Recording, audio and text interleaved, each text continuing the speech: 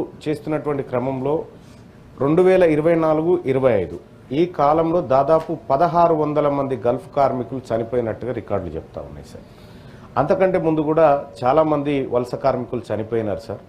So వాళ్ళ dead బాడీలు ఇక్కడికి రావడానికి కూడా ఎలాంటి సోర్స్ లేక నేను మొన్న వెళ్తే సార్ 13 రోజులైంది సార్. అక్కడ డెడ్ బాడీ ఉంది, ఇంకా ఈ డెడ్ బాడీ ఇక్కడికి ఇండియాకి వచ్చే పరిస్థితి లేదు సార్. వాళ్ళ భార్య పిల్లలు కనీసం చివరి చూపు చూసుకునేటువంటి పరిస్థితి కూడా లేకుండా ఉంది సార్. గల్ఫ్ కార్మికులకు సంబంధించినటువంటి సార్ అక్కడ పనిచేసి వాళ్ళు అంతో ఇంతో డబ్బు పంపిస్తే ఆ డబ్బును మనము మన కరెన్సీలోకి మార్చేటువంటి క్రమంలో 18% సర్వీస్ ట్యాక్స్ వసూలు చేస్తూ ఉన్నాం సార్. కేంద్ర ప్రభుత్వం రాష్ట్ర ప్రభుత్వం కలిసి వాళ్ళు 9 రూపాయలు వీళ్ళు 9% చొప్పున వసూలు చేస్తూ ఉన్నారు సార్. సార్ ఇక్కడ వాళ్ళు పంపేటువంటి డబ్బుకు ప్రభుత్వం దగ్గర లెక్కలు ఉన్నాయి సార్. కానీ గల్ఫ్ కార్మికులు ఎంతమంది పనిచేస్తూ ఉన్నారు గల్ఫ్లో, వాళ్ళ లెక్కలేంటి, ఎంతమంది పోతా ఉన్నారు, అసలు పోయినవాడు అక్కడ సేఫ్గా ఉన్నాడా లేడా అనేటువంటి లెక్కలు రాష్ట్ర ప్రభుత్వం దగ్గర లేవు సార్. ఇటీవల కాలంలో రాష్ట్ర ప్రభుత్వం సార్ 8.5 కోట్ల రూపాయలు చనిపోయినటువంటి గల్ఫ్ కార్మికుల కుటుంబాలకు 5 లక్షల చొప్పున సాయం చేస్తున్నట్టుగా ప్రభుత్వం చెప్పింది సార్. కొన్ని చోట్ల జగిత్యాలలో దాదాపుగా 51 మందికి చేసారు సార్, అది వాస్తవం కూడా. కానీ సార్ ఇక్కడ గల్ఫ్ కార్మికుడు అక్కడ భద్రతతో బతకడానికి రాష్ట్ర ప్రభుత్వం తీసుకుంటున్నటువంటి చర్యలు ఏంటి అనేటి కొంత ప్రభుత్వం తెలియజేయాలి సార్. ఎందుకంటే ఇక్కడ వాళ్ళు పంపే డబ్బుకు లెక్క ఉన్నప్పుడు అక్కడ వాళ్ళు పనిచేస్తున్న ప్రాణానికి కూడా ఒక లెక్క ఉండాలి సార్.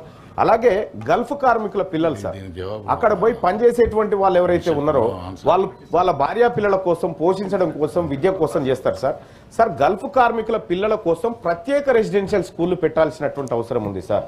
ప్రత్యేక రెసిడెన్షియల్ స్కూల్ నిజామాబాద్లో, కరీంనగర్, కోరుట్ల పెడితే వాళ్ళకి రెసిడెన్షియల్ స్కూల్ పెట్టడం వల్ల కొద్దిగా ఆర్థిక భారం తగ్గుతుంది సార్. ఎందుకంటే భర్త దూరంగా ఉంటాడు, పిల్లలు భారంగా ఉంటారు కాబట్టి అదొకటి సార్. ఇంకో రెండో విషయం ఏంటంటే సార్ ప్రవాసీ ఆరోగ్యశ్రీ పథకాన్ని తెలంగాణ రాష్ట్ర ప్రభుత్వం ప్రవేశపెట్టాలి సార్.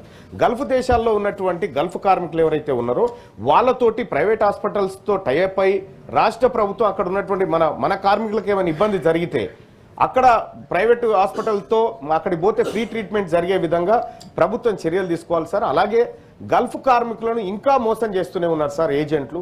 ఆ ఏజెంట్ల మోసాలను కూడా అరికట్టాల్సినటువంటి అవసరం ఉంది సార్.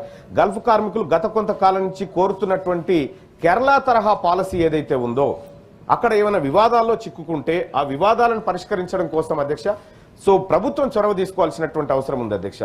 అక్కడ కేంద్ర ప్రభుత్వం కేవలం 2023-24లో గల్ఫ్లో వివిధ వివాదాల్లో చిక్కుకున్న